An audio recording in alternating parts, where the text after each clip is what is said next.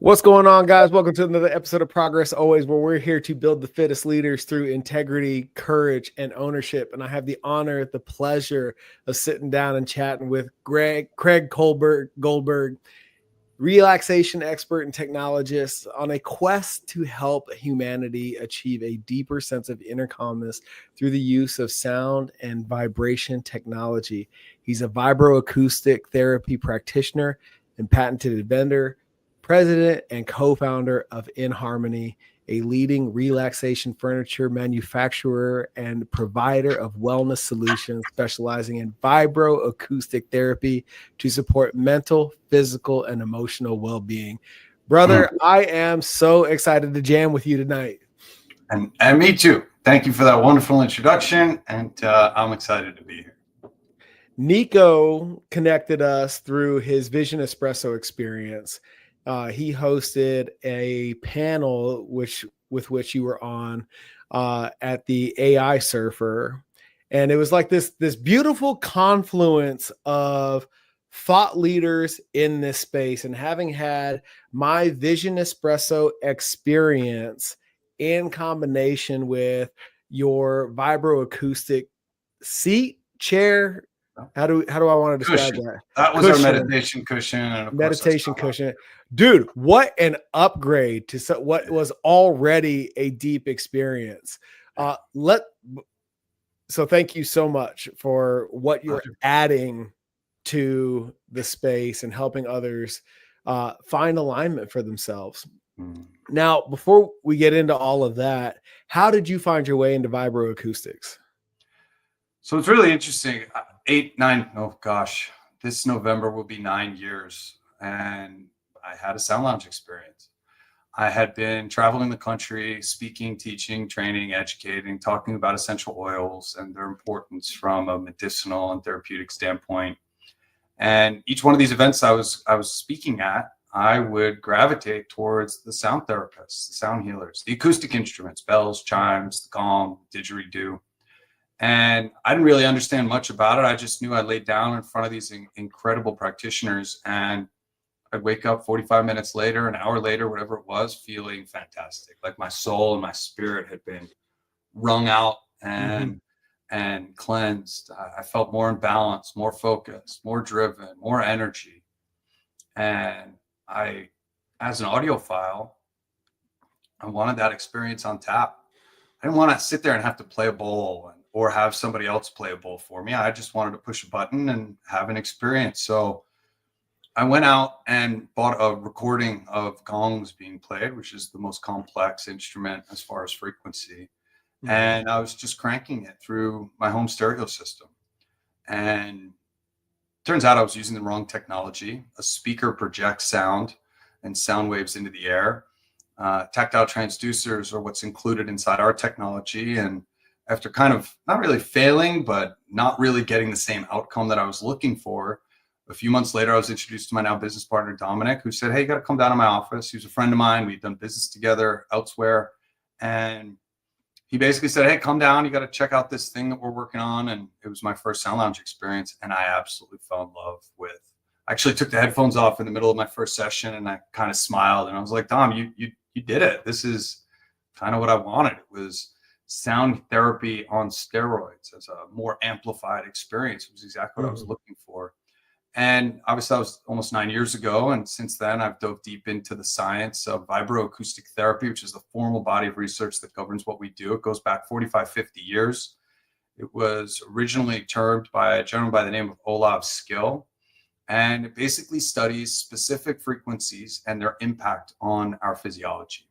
Not very different from somebody who studies tuning forks or gets certified in sound therapy and working with these acoustic instruments. And I just became enamored with the science, the research, and more importantly, the outcomes that it was having. And of course, that was 9.5 years ago. And I went on to get involved with InHarmony. At the time, it was called Holistic Health Science. And I've dedicated my life to teaching people about the power of sound and vibration and its ability to bring us back into balance so that we could spend more time in a parasympathetic, calm and relaxed state versus a stressed and anxious state or a sympathetic nervous system response, which so many of us are spending days on end from the morning we wake up until the moment we go to bed. We're in this sympathetic state. And unfortunately, the body has a different set of priorities when it's in that sympathetic state. And once you start to understand exactly how detrimental prolonged periods in that sympathetic nervous system response are for overall health and wellness, you begin to understand how important it is to do the basic things. And sound and vibration, light, it entrains the brain, the body, and the nervous system into that calm, guides. All entrainment means is to guide the body into that relaxed state. And you start to realize the value of recognizing when you're in that sympathetic state, triggered for whatever reason. Whatever stress it is, there's only one response the body has to stress, whether it's physical, mental, emotional, nutritional, financial, relational, it doesn't matter. That sympathetic nervous system response is the response that the body goes into to drift into survival mode. And when you say it, when I use that word, for me, that tells a different story. Survival mode says something different than stress and anxiety. That stress state, that survival mode, the body has a different set of priorities. It goes out of maintenance task and goes into life-saving tasks. And that set of priorities changes where it turns off maintenance tasks to preserve the body for a prolonged period of time. And in doing so, it turns off parts of your digestion. It turns off parts of your reproductive organs. It turns off parts of your brain function, all in an effort to divert that energy towards saving the vessel and surviving. And sound and vibration, it feels amazing.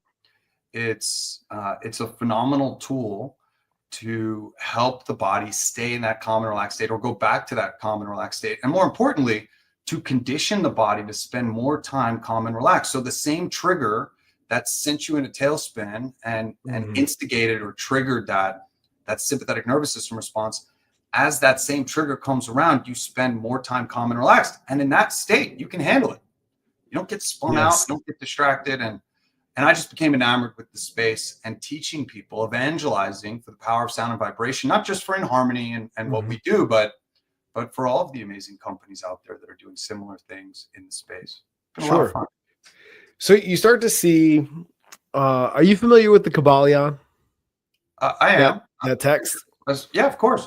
Okay, cool. You start to see what... Yeah, that's not cute. Absolutely. These universal principles that when you see them at play in one area, you start to see them at play everywhere, right? And for the audience, what is the correlation between frequency and healing? Because I want to dive into a couple of examples where this principle is at play that we may not necessarily be aware of. Sure. So, I think those words get thrown around quite a bit as far as healing frequencies, healing tones. For me, the very premise that sound or vibration is going to heal you, to me, doesn't line up, and it doesn't add up. Everything around us is frequency. This entire universe that we know, that we consciously perceive through our five senses, is comprised of sound, light, frequency, electromagnetic energy. And our bodies, in essence, are a big antenna. We're constantly picking up on these different frequencies and coming into and out of harmonic resonance with these frequencies that we're presented with. And there is a math to it. There is a sequence to it. There is a frequency that is more beneficial to the human body versus the frequency of being stressed and anxious and strung out. And I think when you start to look to sound and frequency to heal you, which I don't believe is what happens, that to me is a victim role. It's a victim mentality. It's almost a negative impact of that external stimuli, instead of understanding that when my body is stressed and anxious, I go into that sympathetic state, that survival mode, and the different set of priorities that I was talking about before. That to me says I need to do what I can to stay calm and relaxed more often.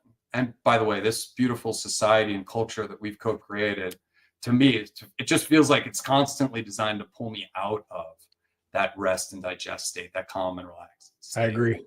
And if I take an active role in staying cool, calm, and collected, then the body performs the way that it was so beautifully designed to perform. It's not in that survival mode set of priorities, and instead it's in that maintenance mode. And by the way, that maintenance mode, that's what's perceived as healing.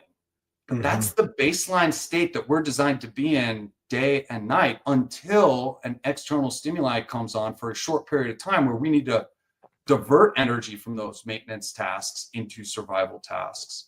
And that threat needs to be evaluated and dealt with.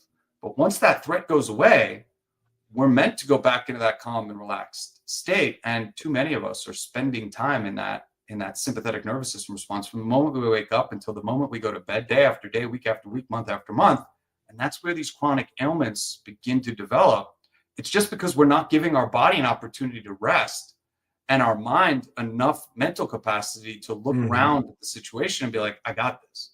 Right. And it obviously further exacerbates itself by being in that state. You're not thinking clearly. You're not evaluating your own resources and your own capabilities. And that to me is where stress and anxiety begins to breed itself, in that that anxiety begins to come up when we don't feel as though we can control a positive outcome, when we don't feel as though we're confident enough to handle what we're being thrown at. By contrast, when you're calm and relaxed, there's really nothing that can be thrown your way that you're not like, okay, let's think about this. Here's the avenue of pursuit. Here's what I need to do to react to what's happening around me or control the environment that's happening around me, which we all have control of. It feels like at times we don't, but the reality is you control you. You are powerful. You are strong. If you're not capable of figuring out the situation around you, find somebody that can help you, or go out and find the education you need to the skill that you need, the talent that you need to develop in order to get that positive outcome that you're looking for, or handle that situation. And that to me is where a lot of this angst is built around. Mel Robbins, I think, says it really well and talks about it really well as far as talking about anxiety and its origins and how we can take an active role in controlling how we show up in these different environments. What I'm hearing you say is, by virtue of upregulating the parasympathetic, downregulating the sympathetic through the utilization of frequency, we're actually creating a more resilient vessel. 100%. Absolutely. And if I draw a lot on this construct from teachings in neurolinguistic programming in terms of our states of being. The floor, the foundation being physical, which sets the tone for, no pun intended, for emotional regulation, which creates mental clarity and allows us to show up as our highest and best spiritual self.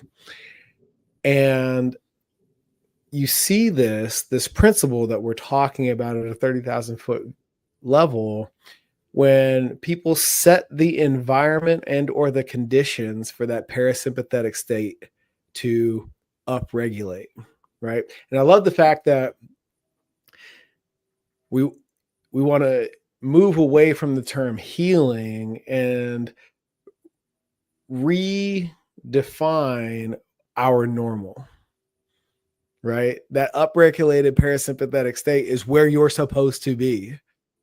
That is not a healed state. That is actually what is supposed to be normal. It is a rested state. Yes. And that sympathetic state is just wrought with inflammation and all these other things that we perceive to be negative in our experience.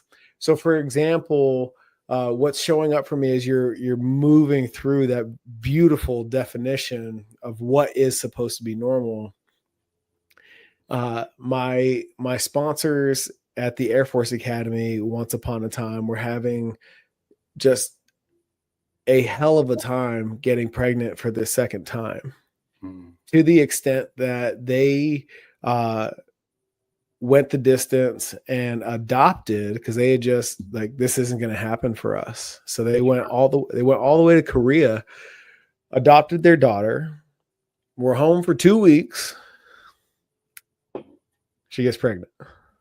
Boom. Because she took the stress of the whole process. Took the stress away, right? Yeah. We achieved the desired result. I can now put that to bed, and then all of a sudden, now the system is prepared to do what it's supposed to do, right? There's all sorts of scenarios that put us into that sympathetic nervous system response. And look, the armed forces, the military, I mean, that is one brick, and I appreciate your service, and I don't say that lightly. I appreciate you, brother. The armed forces in general, boot camp, it's all designed to stimulate the nervous system and teach and train you on how to operate in that nervous system response. Because I think, and again, I'm not in that situation often, although I have trained with the military. I don't think there's ever a situation where bullets are flying by you or you're in that ready alert state where your sympathetic nervous system is not engaged by the very nature of it. You need the power and the strength associated with all of the things in that survival mode, that sympathetic nervous system response, to activate the adrenaline, the cortisol, right? Instead, they are conditioning you to operate in that space, unlike any civilian. First responders fall in the same, firemen fall in the same, police officers, EMTs, they all fall into that same category of like even ER nurses and folks that are on the front end. They are cool, calm, and collected in a world and a scenario that no normal human being that's untrained would be not in shock, and they're making decisions and they're thinking, and obviously you're going back to muscle memory and you're going back to your training and all of that has value. But the very nature of being in the armed services and frontline is that you are going to operate cool, calm, and collected where civilians might not. And there's PTSD from that. And there's all sorts of different conditions that obviously form over time, especially when you're in that role for a long period of time. But in the military in particular, you're spending a lot of time in that sympathetic nervous system response. And because of it, the body only has a certain amount of energy per day. The brain uses 20%. It's the largest user of energy that we produce every single day. After that is digestion, right? So like it has to turn off different functionality in the body to focus energy where it's needed to save the vessel. And that's where that priority list comes in. And when you start to think about different scenarios, especially if you're trying to have kids, chronic ailments, chronic issues, it's about showing the body how to be calm and relaxed and move from sympathetic to parasympathetic when the time is right. And how to spend more time in that rested state or that parasympathetic nervous system response. And I think you said it very eloquently as to how we condition to upregulate that state more often, given all of the stressors that are just in everyday life for an everyday civilian. Or even, we work a lot of folks that retire from the military, retire from these frontline positions, or move from frontline to a desk job or someplace where they're not, and help them to recondition their nervous system to operate more normally, right? As a civilian would, or in the civilian world. And a lot of folks that are retired from the military, they seek that adrenaline, they seek that cortisol, they seek those because it just becomes the norm. I talk to people all the time when I put myself out there as a relaxation expert. All it means is that I understand what it takes to use sound and vibration to get into that relaxed state. And I talk to too many people, especially my everyday life. One of my phlebotomists, who I get my IV from, for example, you know, she's like, "Oh, I live in a stress and anxiety state. That's just my happy place." And is it though? Going back to your NLP, right? And how powerful words are. I'm like, can you change that narrative for me? You might operate well in that world, but let's teach the body how to be more relaxed. And of course, now she has a sound lounge and she uses it regularly. And now she understands that the baseline needs to be rest and digest, parasympathetic. And then the response to stress. Look, stress is not a bad thing. Right. I don't want to get rid of all of your stress. You're familiar with the term hormesis. Stress makes us stronger. Stress gives us the strength to learn, to grow, and to become more powerful. Periods of stress are good, but we don't want that to be the baseline and that to be the norm. We want to down regulate that, like you said, and up regulate parasympathetic and that rest and digest, so the body can perform the way it's so naturally designed to perform without conflict and without hesitation. Right. Now, do you see similar patterns in people that are battling addiction? Absolutely. Yeah, we work with a number of recovery centers, and vibroacoustic therapy is part of their inpatient and outpatient process. Sure. Look, What are you seeing with regards to, because we can dive down the rabbit hole of psychedelic therapy and how that is coming online with regards to mitigating PTSD and the subsequent cascade of substance abuse and whatnot. As I sat in the Vision Espresso container in the panel that you sat on, I saw a lot of parallels between my experience in, and this is just my own lived experience, so this is 100% anecdotal here, in the benefits that I experienced through plant medicine protocols, specifically psilocybin and bufo, and some of the benefits and observations that you had expressed as a result of vibroacoustic therapy. Yeah, I mean, there's a lot. Look, altered states of consciousness is what psychedelic therapy is all about. And there are good practices and protocols and bad practices and protocols. Set and setting is something we talk a lot about in the psychedelic therapy world. These are just external stimuli. Look, sound and vibration is just an external stimuli. It's all within us. Everything is within us. All of our power, all of our strength, all of our capabilities.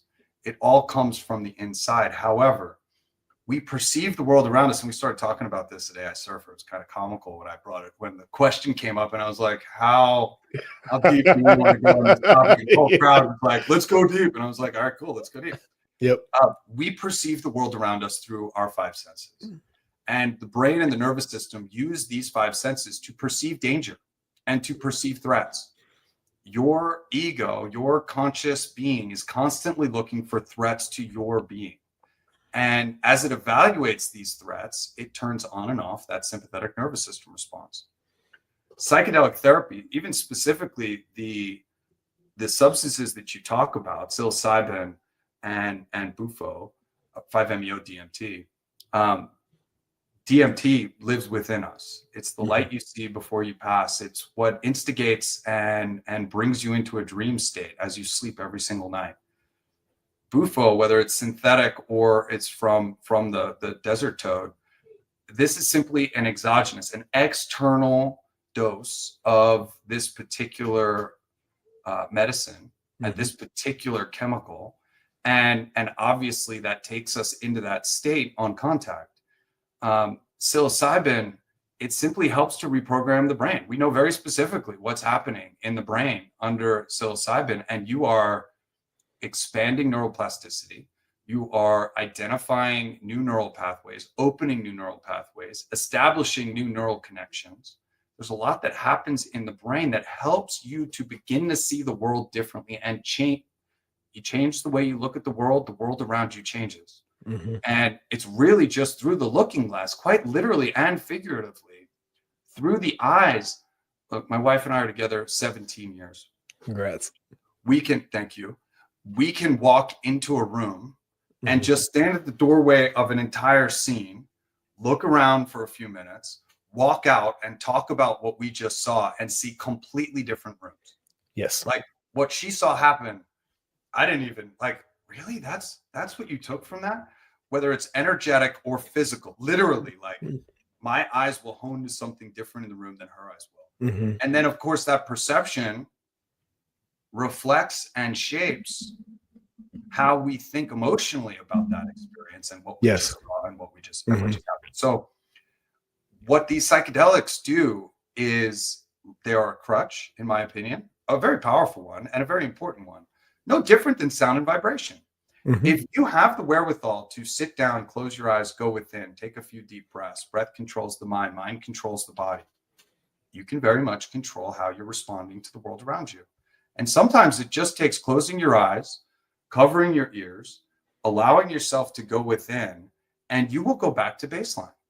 Sound and vibration helps you to do that, just like some of these other substances help you to Mhm. do that as well. And it's not just psychedelic substances; it's also pharmacological Mhm. products. They change the chemical balance. They change what's happening in your body. And I'm not a fan of pharmaceuticals on prolonged periods, but Mhm. in the short term, certain pharmacological products I think are very powerful, very important, and a big part of how I'm not one of these guys that says, down with the medical community. Yeah. No, no, to treat acute conditions, I think it's very important. Short term, I think it's very important, but it's not an application for chronic ailments and issues. Right. Where psychedelics, one session can be very powerful. I love Sure. what's happening in the ketamine world right now. Well, Mhm. even sound and vibration, one session can completely. I've run demos for people where they'll do one session, 2 minutes and 22 seconds. They'll come off it and they'll tell me that I just changed their life. Mhm. And I'll follow up with them, or they'll seek me out and follow up with me and say, "Hey, Craig, I just want to Yeah. let you know that 2 minute session that I did 3 months ago has completely changed my world, and I'm grateful for what you've done for me." It's Yeah. not even using our technology on a regular basis. It's not even Mhm. using Vision Espresso, which I definitely want to dive in and talk to more Yeah, people sure. about. I love the example you gave about you and your wife and the way we observe the world around us, because in the work that we do at Next Level, it's predicated on the research of Dr. Roger Berkman. Are you familiar with him? No, I know the name, but I'm not Okay. familiar with it. So, So quick backstory, please. World War II bomber pilot. And after every mission, every person on a crew has to submit an after action report, Yep. your experience, your observations, etc., of the goings on of said mission. And he started to notice this pattern, this reoccurring pattern, in which we're all on the same bird, flying the same mission, dropping the same bombs, and yet our recalled experience of that mission, they're 20 totally different stories. Right. And he's like, how is that possible? So when he returns from the war, he enrolls in the University of Texas and dedicates all of his education to exploring this phenomenon that became the Berkman method.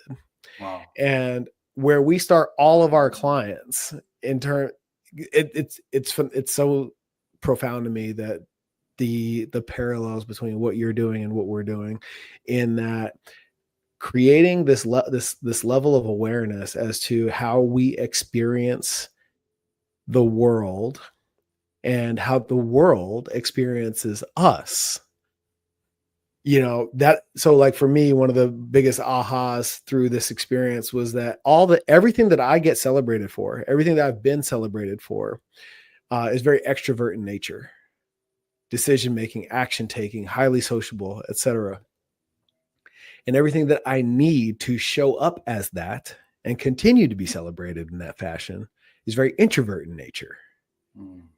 And an older, outdated version of Michael is walking around experiencing the world at odds with himself, because I know, heart and gut, that I need time alone, not not to be confused with being lonely, Mm. time alone for introspection, reflection, to come back into We all, alignment, we all. right? And yet that is in direct conflict with my ego's pursuit of that celebration. No, you got to be on the scene. No, you got to be in the room. No, you got to be on the floor. And when I came to realize that, oh, no, this is what Michael needs to be that. I like that guy. There's nothing wrong with that guy. However, we need to curate our environment and our circle of influence to facilitate that higher, better version of Michael. And that is the long way around to coming back to that parasympathetic state, that down regulation of the sympathetic, so that you reduce the friction that the world imposes upon you, and you're able to manage the friction that does come through more productively. I think you said that beautifully and eloquently. Look, we all need that time. Before we went live, we were talking about my travel schedule, and I travel a lot for work, as often as I can, without being away from my family more than I'd like to, and obviously being in the right place. And I'm grateful for our network and our 700 and 800 affiliates around the world, and I'm being represented in local communities all the time, and I lean heavily into that. Yeah. But at the end of the day, I travel. Look, even that Vision Espresso weekend, I left Friday morning. Yeah. I drove down with 7 cushions, 2 sound lounges. It was a lot for me to manage and man by myself. Anthony, who makes all of our music, flew in from Austin. He helped out, obviously. Nico helped out. We set up 2 events, one Friday night, another one Saturday. Saturday during the day, I was back-to-back meetings with my team that was in town. Paul, of course, also helps me with my AI. And then Sunday, I'm the first one to get to the event so that I could set everything up. I'm the last one to leave because I got to break down. And obviously, there's a lot of interest around our technology, and I want everybody to get a ride and drop in. And then people want to talk with me, and I'm grateful for it. And that's why I'm there. So I'm very much focused on those events. To bed late, early up. When I travel, I'm fitting in talking with my teams. I have teams in multiple continents, multiple time zones. I have affiliates all around the world. I'm feeding into their conversations. I'm answering our phone as it rings, because that's still my first and best role that I perform.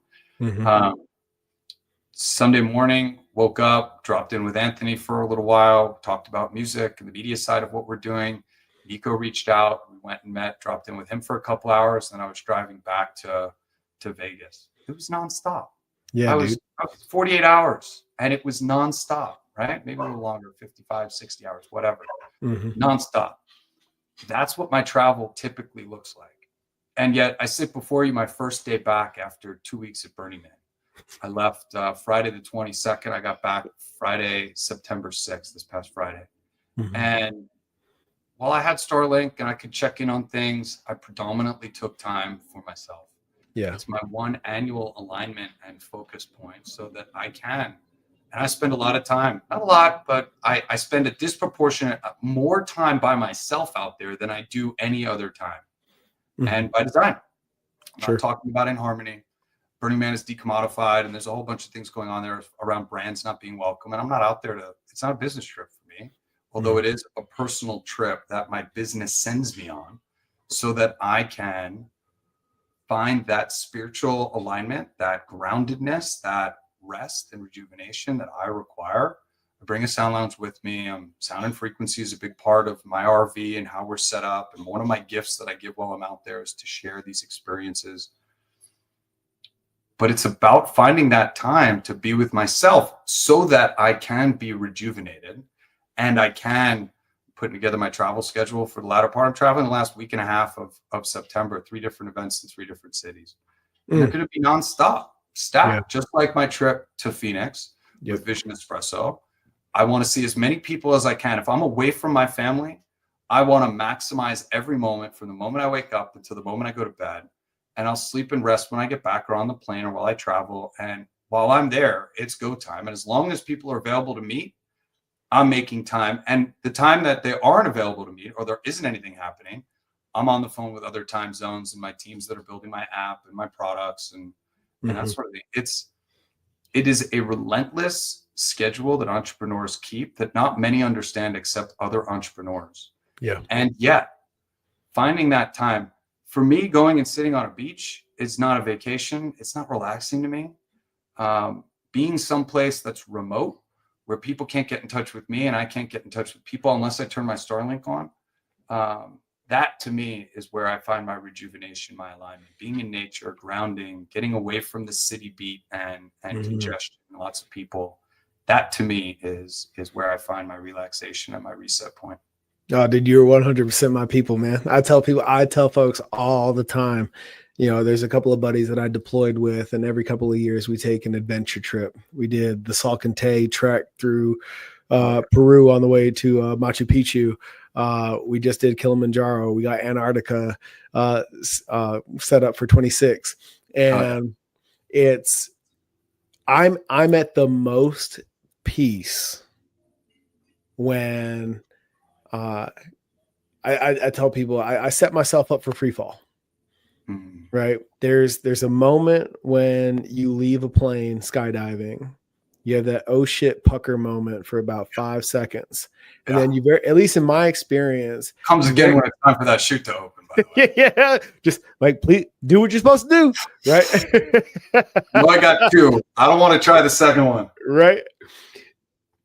But you very quickly reconcile for yourself. Like there's at this moment, until that chute opens, I control absolutely nothing.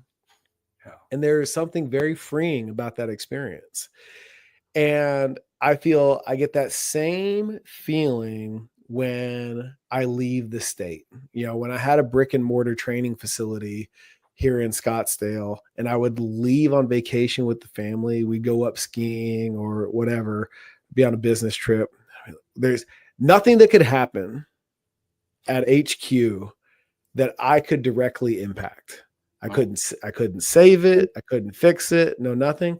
And that knowing was so healing for me in terms of, well, fuck it. There's something to be said about the direct correlation between fuck it and your parasympathetic state. Yeah. Well, look, so here's what's interesting. So this was my 10th burn. My first was in 2012. I went every year until 2019, and then 2020 took 4 years off as my daughter was born, and then I went back last year and this year, and we got hammered with weather. The weather's been getting more intense out there, no doubt. 65-mile-an-hour winds, and after this one particular storm, and my wife wasn't there yet. She flew in on Tuesday. My daughter wasn't there. She stayed home. We haven't brought her out there yet, although we intend to. I had this moment of reflection where I'm like, well, why am I here? Like, why do I put myself through this? Like, I don't have to. I could go on a beach vacation. I could go to Lake Tahoe. I could go skiing. I can go to the mountains. Like, there are so many places within a similar drive that I could take my RV. Why do I take it to Bermuda? And I sat on that all week. And of course, the weather cleared out, and I had this beautiful and perfect and amazing experience. And I didn't get devastated, although people out there definitely did. I landed on Burning Man is the ultimate adventure for me. And it is just that. It is a test to myself if I can do it. It is a testament to my own fortitude and strength that I'm capable of it, that it is the unknown, that I charge into the unknown happily, forcefully, knowing that I am as prepared as I could be, and yet I will be caught off guard, and we were caught off guard. And I am prepared. And we do know Burning Man well, and we do understand that environment well, and we are more prepared than most out there. And yet I still got caught with my pants down. I still made stupid moves. Like, I was making rookie mistakes. And in hindsight, I was like, what the was I like, why would I do that at that time frame? Right. And it is just that. It is the adventure aspect of going out there. And when you're in that adventure state, there's nothing else that matters except surviving. So I wasn't answering emails, even though I had Starlink. I wasn't, right? There was 3 days in a row where I just wasn't on my phone. I couldn't be, because I was tending to incoming weather or taking a look at surviving something that was inbound or setting something. I set up and broke down my camp the first 4 or 5 days that I was out there, probably 4 times. It was a joke. Yeah. Oh, the weather's clear. This is going to be great. And then 2 hours later, a weather alert comes in and lightning is striking 2,000 feet away. And I'm like, here we go again. Right.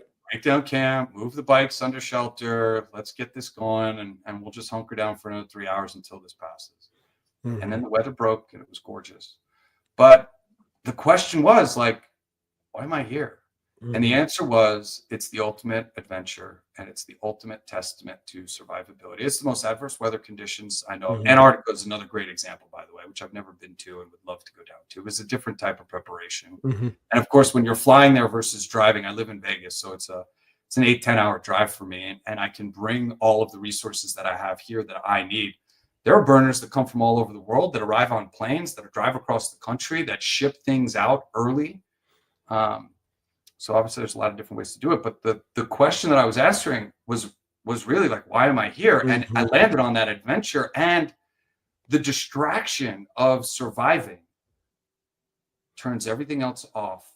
And on the other side of it, those problems, those issues, those challenges, those opportunities, they're all just sitting there.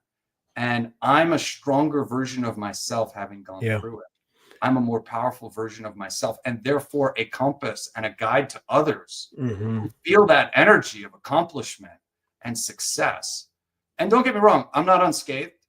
There's a bunch of things as I look at my RV that need to be repaired, running, screws popped, cabinets that were down. Like, this RV was shaky back and forth. Do you feel like that those experience, that concentrated dose of sympathetic stimulus, if you will, creates the resilience that allows a more stabilized parasympathetic state 100%. until your next burn? Yeah, of course. And who knows, right? Next burn could be the easiest weather ever. Like, we've had burns where weather hits. I mean, look, we timed our exit perfectly. And that's just the universe nodding to me, like, you're always in the right place at the right time. And we were going to stay until Wednesday. Man burn is Saturday night, temple burn is Sunday night, a very solemn time and an important process. And Exodus, leaving, happened to be really light this year. Not a lot of people were out there. And we follow gate times. We get reports on Twitter and through the radio as to how long it takes from the time you leave your camp until the time you hit the road. It was down to like 3 hours. That's nothing, right? It could be as long as 12 hours, 16 hours to get out if you leave on Monday. Now, if you leave on Wednesday, it's 30 minutes from camp to gravel. Oh, wow. So why not just stay a couple more days, right? So that was the original plan. The original plan was stay till Wednesday, leave about noon, get home Thursday night. And instead, a buddy of ours in our camp said, hey, I got a place in Lake Tahoe. I'd love to host you. I got a boat. Let's go out on the lake. We looked at this window. We took it. There was no weather in the forecast. It was clear skies, light winds. It was perfect. We packed up camp on Monday. We got to Tahoe. It was raining when we got to Tahoe, which is only, I don't know. It's only 100 miles away. So the weather patterns are very similar. My friends that were still on Playa Tuesday night experienced a harsher storm than the first one we did a week earlier. Oh, boy. They got hammered, 65, 70, 80 mile an hour gusts, decimated all over again. And I was never so grateful to obviously not be there. And obviously we were helping and ready to spring in action. It's easy to get back on Playa afterwards if people needed our help. And we were in touch with people to see if they did need our help, but they didn't. No more weather for us. Universe got us out in just the right time, at just the right pocket. And it wasn't easy, and we were up for a long time, but piece of cake. Love it. Love it. There's this concept that I'm a fervent believer of that I feel like you just beautifully described, and that's intentional adversity. You have to have that experience of challenging oneself to draw upon in those moments when of distress, that recall of, if I can overcome that in the past, then I've by virtue of that experience created the resilience to see this experience all the way through to its conclusion. And I don't feel like that is a normal thought process. At least consciously. Yes and no. I think, look, we're all built differently. And we all have a different idea of what's fun. I've got a buddy who's done 6 or 8 triathlons. He swam from Alcatraz to San Francisco. Oh, he's one of those guys. Yeah. I'm friends with people that have swam across the Atlantic Ocean, adventurers that are part of the Explorers Club that have sailed and circumnavigated the world by themselves on a boat. I'm not built for that. That doesn't sound like fun to me, right? Burning Man, no problem, right? Look, I'd like to do the John Muir Trail. I like going camping. I like rock climbing, but not really outdoors anymore. I've climbed a couple outdoor experiences, put my life in my hands. Not really interested in that anymore. I don't think I'm ready to jump out of a plane, even though my buddy Ben is like, "Hey, for your birthday, we're going tandem, and I got other friends that jump, and they've been jumping for a long time, and they absolutely love it. I don't know if we're all bred differently, to your point. Sure. Why does somebody want to do a triathlon? I used to run a lot, and I like to run, and I enjoy it, and I get the runner's high and all of that. I have no interest in running a marathon. I ran the Ragnar relay race, which was a 200-mile relay race. Just absolutely insane, in my opinion. I finished it the first year, and I'm like, that was great. Yeah, check the box. And then it came around next year, and they were like, hey, man, we need one more slot. You can run the same sections that you had last time, and would you do it? And I was like, you know what? No problem. The day before the race, they changed the course. And my longest run went from 5.5 miles to 8. I'd never run 8 miles in my life. And I was like, fuck it. And I did it fine, right? I crushed it, and it was awesome. So to your point of this controlled approach to a challenge, and look, if you're going to run the New York Marathon, hopefully you're training for weeks and months leading up to that. I certainly did for the Ragnar. And he certainly did for the triathlon and for this swim. But I think that sense of adventure and accomplishment that comes from the Spartan races. Look, you got guys, and gals, and I'm sure you know them, that went through buds so that they could become a Navy SEAL, because it's one of the most challenging trainings, right? The Delta Force guys. Yeah. A lot of those guys are there not because they want to kill. Many of them are there because they want to defend our country as a patriot and to serve, which I think is beautiful and wonderful. A lot of them are there just to see if they could do it. 100%. Absolutely. Right? And proud of the fact that they could do it. And frankly, are disappointed if they have to ring out. Oh, yeah. I get chills when I even start thinking about it. But like, we're all built differently. And there are people that look at what I do and they're like, you're batshit crazy. And there's people that I see what they do and I'm like, I don't know how. Right? I got a girlfriend who I think she has 7 or 8 Guinness Book of World Records for the most random things. Yeah. And she studies it. She wants to learn a skill and a talent. She wants to develop it. And then she wants to reach out to Guinness and she wants to break the record. And she just acknowledges them one after another. And she collects those experiences. Yeah. And then there's other people that they're like, no, you know what? I got my 9 to 5. I got my Toyota Corolla. I got my, my little routine, get my Starbucks coffee in the morning. And then I go to work and I focus on whatever I got to do. I check the boxes and then I go home and I watch a little TV. I go to the gym, whatever. Right? There's people that go to the gym and they're like, the gym is good for me. And there's other people that go to CrossFit and they're like, I need CrossFit. We're all built differently. And that's the beauty of what that looks like. Now, I happen to agree with you. The challenge, I think, is very important.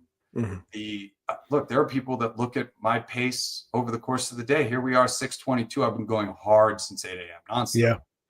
And I love it. I feed off it. I love it. After this, my family's outside. They're having dinner. I'm going to drop in, hang out with my daughter for a half hour, put her to bed, and then I'm going to hang out with my wife for a couple hours, my parents, and I'm going to go to bed exhausted. Wake up tomorrow. I'm going to do it all over again. Dude, that's the game. I love you touched on, and I don't know if this is intentional in your lexicon, but collecting experiences.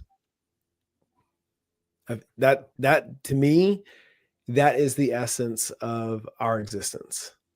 Is all we are doing from the minute we're born to the minute the second the lights go out, forever.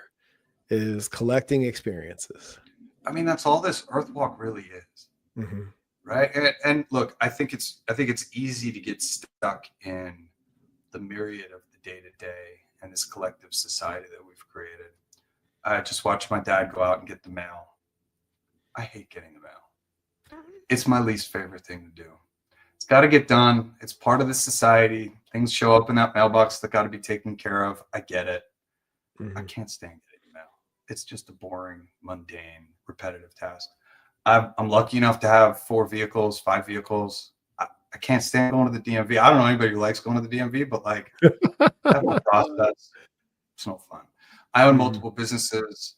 The administrative side of the business, no fun for me. Right.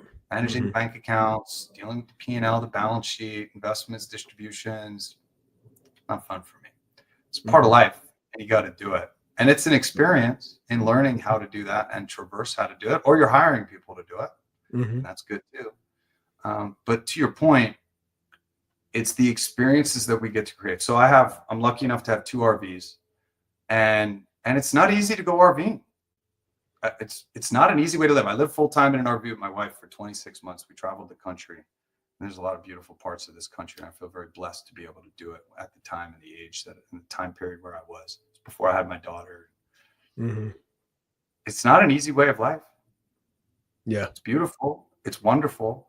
And at the end of the day, even this was a conversation we were just having at the burn. Do I sell my motorhomes?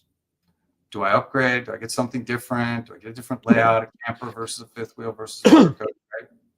And at the end of the day, why do I do it? Mm-hmm. I do it to create experiences for my family. Mm-hmm. I do it to log the memories, take the pictures, and put myself in a safe environment out in the middle of nowhere. and to have running water and a shower and electricity, right? And to have those survival skills. And we're not roughing it by any way, shape, or form. I like tent camping. I like putting I like hiking out from my car 4 hours and setting up camp, and I can do that too. And I like the survivability of it's funny. We mentioned the backup shoot, right? Dude, I got backups. So many different things. In my RV, when I go out into the wilderness, there's 8 different ways that I can make fire. Right? There's a bunch of different food that if my fridge goes off and all my food spoils, I got canned goods. I could stay out there, right? Like backup with the backup. And what's funny is that I got into this routine where I wasn't using the backups. And you begin to wonder, like, do I need to bring the backups? Right? I don't use it. Like, what do I need it for? I don't need that. Well, this burn, we were using the backups. And I even said to Dom, my InHarmony business partner, like, he's like, nah, it's all good. I got a backup for that. And the backup headlamp came out, right? And then after the backup headlamp came out, he realized that his water got tainted, right? So he had one of those straws, and he could drink the tainted water. He's like, no problem. I got a straw for that. Like, you don't need a straw. There's no lake water out there. He was like, no, it's all good. I got a backup for that. Right. And it became this almost comedy of errors, where we were reaching into the backups. And I even said to my buddy, Paul, I had one of my 2 generators needed an oil change. My buddy Paul came out. He's like, hey, I got this extra generator if you want. And I was like, yeah, we could do that. But then I also want to do this oil change. So like in the short term, I used the generator and then I would switch the oil change. My buddy, we call him Costco because he has everything. He had a 13 kilowatt generator in the back of his truck, still in the box.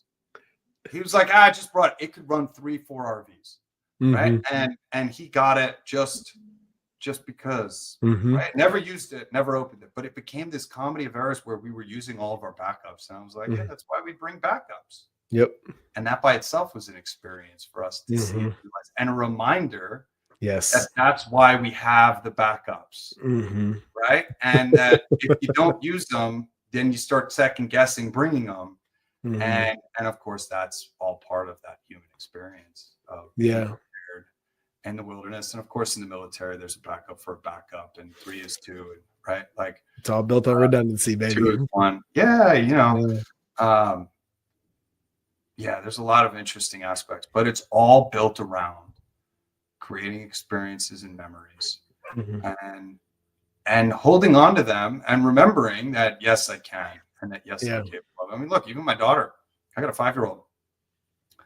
I want to do everything for her. And you can't. I don't Dude, think that's a good parent. how you just had the one? I just have the one. I'm one and Okay. done. I'm good. Good to Any go, more than man. that Yeah. is impressive. My son's 9, my daughter's 7. Bless your beautiful heart. Being a girl dad is really interesting, because we are raising them to the best of our ability with the same value set, the same standards, and yet they are, never mind just the divine masculine and the divine feminine that they present in their own unique ways. They're just two totally different humans. Yeah. And they come from the same DNA. It's wild. Right? So you look at your son, you look at your daughter, and you're like, how are you guys even related? I don't understand. Oh yeah. They're all 50 for you and your wife. But they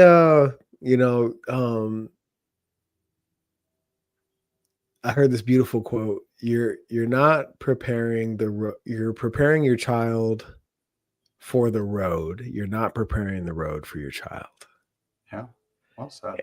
And I don't know who said it. I need to figure that out. But it's so true. And I find that to be the most challenging part of my existence as a parent, is discerning what is the mistake I need to allow you to learn from, and what is something that is potentially permanent that I need to help you steer clear of.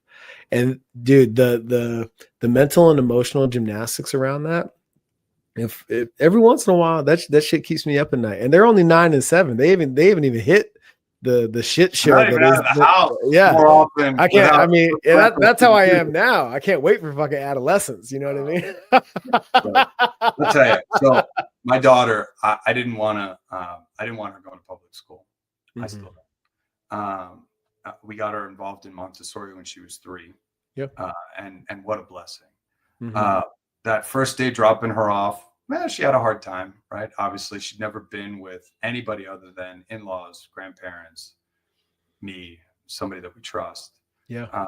And we've had our fair share of moments away from her. But at the time, I didn't realize how freeing it would be for me to release her into somebody else's care and the impact that it had on my emotional body. Since my daughter can talk, anytime I put her to bed, the last things that we say before we go to bed is I say, repeat after me. And she goes, okay, Dad, I am strong. I am strong. I am powerful. I am loved. I am safe. Every day in every way, I'm getting better and better and better. Every day in every way, I'm getting stronger and stronger and stronger. Now, she's 5. She's just starting to understand what it means. Because even a year ago, I was like, do you understand what that means? She's like, no, Daddy, I don't know what it means. But it's ingrained in her head 365 nights a year. Maybe not, because I don't know that my wife does the same thing. But like, at some point, she's going to recognize that. Yep. My wife's Labor Day, when she gave birth, was one of the most challenging days of my life. And you can sympathize with just how stressful it is being Adam. You want to talk about not being in control of a scenario and a situation. Yeah. And all I could do is be the emotional rock. And as we went to the emergency room for an emergency C-section, I remember very specifically with my wife in a wheelchair, getting checked into the ER, looking at my wife in excruciating pain. Contractions are close. She's 8 centimeters when we left, 9.5 centimeters by the time we got there. And just watching her in excruciating pain and me just looking at her saying, repeat after me, I am strong, I am powerful. Whew. I am strong, I am powerful. And her repeating it back to me with conviction, with understanding and knowledge, because she knows what it means and she knows how powerful the words are, to go back to the NLP. Yeah. And just being that rock of, look, you got this. You have to do this on your own. I cannot help you. Obviously, the doctors were there to help. And she looked at me 9.5 centimeters dilated. And she looked at me and she said, Craig, I'm sorry, I'm weak. And she looked at the doctors and she went, I need I'm ready for an epidural. Can I get an epidural?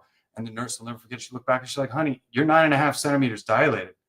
Like, you're going to push one more time and this baby's coming out. Yeah, we're there. Like, you made it. You did it. Not 10 minutes later, our daughter was in our arms. Oh. And everybody was safe. And Mm-hmm. frankly, I just couldn't go through that again. Sure. You want to talk about Mm-hmm. knowing what you're capable of?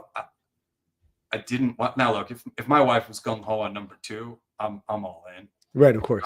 But she wasn't, and I wasn't gonna be like, no, that was fun. Let's do that again.